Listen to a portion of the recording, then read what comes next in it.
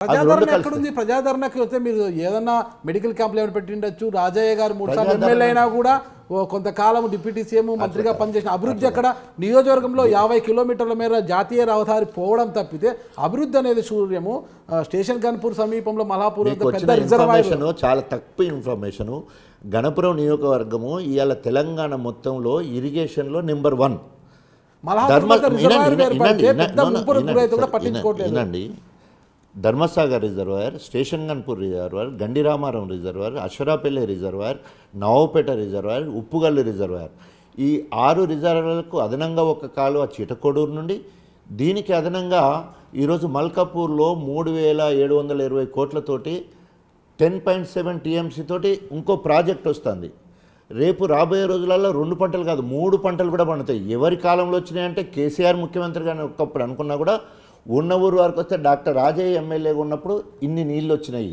First పేజ్లో 24 గంటలు current, 24 గంటలు ఇవాళ గోదావరి నీళ్లు మిషన్ భగీరథ కింద 5 మండలాల్లో ఇవాళ తాగుతున్నారు. 5 మండలాల్లో ఇవాళ తాగుతున్నారు.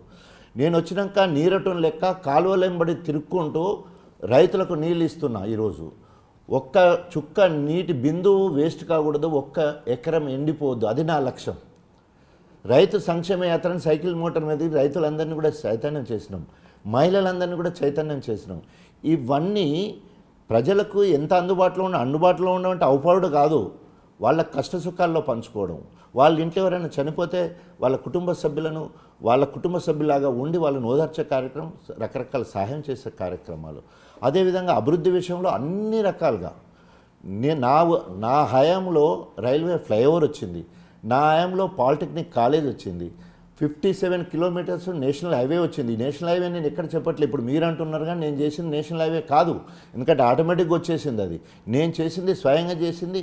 ఇవి నేను ఫ్లైఓవర్ తీసుకురాగలను, చెర్లకు కాలువలు, ఇంకా కొత్త ఆయకట్టు కోసము ఎక్కడ గణపురం నియోజకవర్గం లేని విధంగా అండర్లైన్ పైప్ లైన్స్ వెళ్తూ ఉంటే, దేవాదుల పైప్ లైన్స్ వేస్తుంటే 18 డెలివరీ పాయింట్లు అంటే ప్రెషర్ తోటి ఆ కింద ఉన్న చెర్లని నింపడానికి హరీష్ రావు గారి సహకారంతో, కేసీఆర్ గారి సహకారంతో డెలివరీ పాయింట్స్ గేట్ వాల్స్ దగ్గర నుంచి వెళ్ళి ప్రెషర్ తోటి చెరువులు నింపే ఏర్పాట్లు చేసుకున్నాం.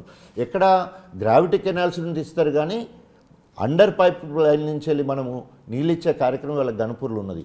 ఇట్లా చెప్పుకుంటూ పోతే మామూలు జనరల్ తెలంగాణకు వచ్చే వాటికంటే అనేక కార్యక్రమాలతోటి, నా చొరవతోటి, ముఖ్యమంత్రి గారి సహకారంతో గణపూర్లో ఇవాళ అంత గొప్పగా ఉంటుంది. ఒకసారి గణపూర్ తిరిగితే మీకు ఇవన్నీ తెలుసు. మల్కాపూర్ దగ్గర వచ్చే రిజర్వాయర్లో ముంపు ప్రాంతం ఎక్కువ గ్రో అవుతుంది, దాంతో చాలా ప్రమాదం ఉంది అంటున్నారు కదా, దానికి సో లెక్కలను ఒక్కసారి చూస్తే లెక్కలు మనకు మల్లన్న సాగర్ ఉంది, దానికిన్ను మా మల్కాపూర్ చూసుకుంటే అక్కడ నష్టపోయేదాన్ని 10% కూడా నష్టపోవట్లేదు. 10.7 టీఎంసీ సామర్థ్యంలో దాదాపు 5,000 ఎకరాలు, 5,000 ఎకరాలలో ఇంత పెద్ద ప్రాజెక్ట్ రావడం అనేది దాదాపు 1,00,000 ఎకరాలు నష్టపోయి కూడా ఇంత పెద్ద ప్రాజెక్ట్ రాదు, ఎందుకంటే లోతు ఉంది కాబట్టి. ఒకటి తర్వాత వేరే దగ్గర 6 ఊర్లు, 7 ఊర్లు, 8 ఊర్లు ముంపుకు గురైన ప్రాంతాలున్నాయి. ఇక్కడ ఓన్లీ లింగంపల్లి అనే ఊరు మాత్రమే ముంపుకు గురవుతుంది. సో దానికి ప్రత్యేకంగా పక్కనే శ్రీపతిపల్లి, కొండపల్లి మధ్యలో ప్రభుత్వ స్థలం కొన్ని 100 ఎకరాలు ఉన్నది. ఈ మొత్తం కాలనీ తీసుకుపోయి అనేక రకాల కొత్త జీవో తీసుకొచ్చి పునరావాసానికి ఏర్పాటు చేస్తామని చెప్తే వాళ్ళందరూ కూడా, ఆ విలేజ్ ప్రజలందరూ కూడా ఆమోదం కూడా తెలియజేయడం జరిగింది. అక్కడ ఎలాంటి ఉద్యమాలు లేవు. సో వాళ్ళ సహకారంతో మల్లన్న సాగర్లో ఇటు ప్రతిపక్షాలు కావచ్చు, లేకపోతే అక్కడ ప్రజలు కావచ్చు, ఎన్ని రకాలుగా చేసిన అలాంటి పరిస్థితి నా నియోజకవర్గం లేదు. అంటే నాయకుడు ప్రజలను ఒప్పించేటట్టు, మెప్పించేటట్టు, వారి కష్ట సుఖాల్లో పాల్పంచుకునేటట్టు, వాళ్ళకి భరోసా కల్పించేటట్టు ఉన్నాను కాబట్టి ఈరోజు అలాంటి ఉద్యమం మన దగ్గర లేదు. సో ఈ రకంగా ఇప్పటికే ఉన్న 6 రిజర్వాయర్లకు అదనంగా రేపు మా మల్కాపూర్ లింగంపల్లి రిజర్వాయర్ కనుక పూర్తయి ఉంటే, దానికి 3,720 కోట్ల రూపాయలతో పూర్తయి ఉంటే గణపూర్ చరిత్రలో డాక్టర్ చిరస్థాయిగా మిగిలిపోయేదానికి అవకాశం. కేసీఆర్ గారు అడుగుజాడల్లో ఉబిడియనుకుంటే ఇవన్నీ గణపూర్కి వస్తున్నాయని గొప్పగా చెప్పుకోవడానికి అవకాశం ఉంది. సో ఈ పని కాలేదు గణపూర్లో అంటే 24 గంటలు అవసరమైతే పానం అడ్డేసి ముఖ్యమంత్రి దగ్గర తీసుకొని మంజూరు చేసుకునే సత్తా నాకున్నది. 100%. ఎందుకంటే మీరు అన్నట్టు డిప్యూటీ సీఎం హోదాలో ఉన్నవాడిని ఒక ఎమ్మెల్యేగా పనిచేస్తున్నప్పుడు కేసీఆర్ గారు చెప్పారు, మీరు ఉప ముఖ్యమంత్రిగా చేశారు, ఈ మంత్రికి పోనవసరం లేదు, ఏ పనున్నా నా దగ్గరికి రా, నేను చేసి పెడతా అన్నాడు. అది వల్ల నాకు కలిసి వస్తూ ఉన్నది, అక్కడ పనులు జరుగుతున్నాయి.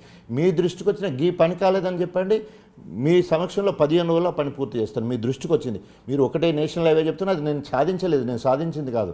అది రాయగిరి కాంచెలు మొదలు పెడితే ములుగు రోడ్డుకు పోయే దగ్గరికి వచ్చింది, దాంట్లో ఎక్కువ లెంత్ ఉన్నది, అది నేను కావాలని కోరుకున్నది కాదు, దానివల్ల నాకు ఒరిగేది కూడా పెద్దగా ఏం లేదు. సో అది national interest, that is different. Funding కూడా అక్కడిది, ఇక్కడ R&B కలిపి చేస్తుండొచ్చు.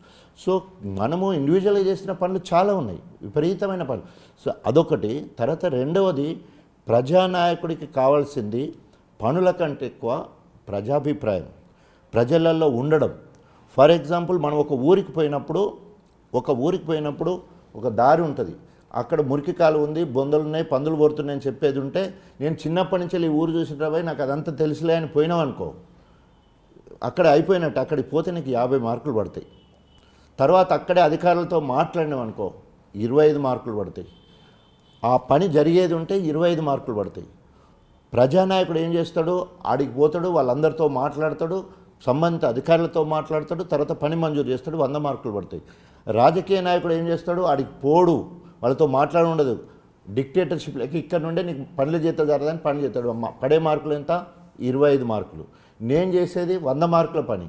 వాళ్ళు చెప్పిన కాడికి పోతాను, అక్కడనే అధికారులతో మాట్లాడతాను, ఆ పని మంజూరు చేస్తాను.